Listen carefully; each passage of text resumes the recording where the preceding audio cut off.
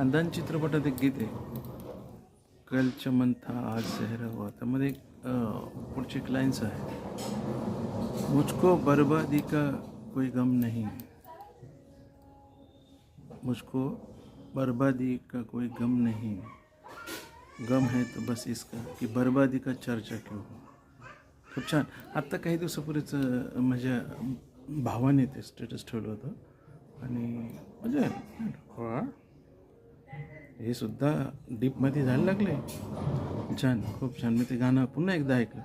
खानदान चित्रपट खूप छान होता. ओमप्रकाश आणि मनमोहन कृष्ण भाऊ आणि त्यांचा मुलगा होता सुनील दत्त, जरा अपंग वगैरे दाखवला. ललिता पवार आणि प्रांत आहेच हिटलरच्या वेशभूषेत. वा वा वा, फुफी फुफी म्हणत होते प्राण.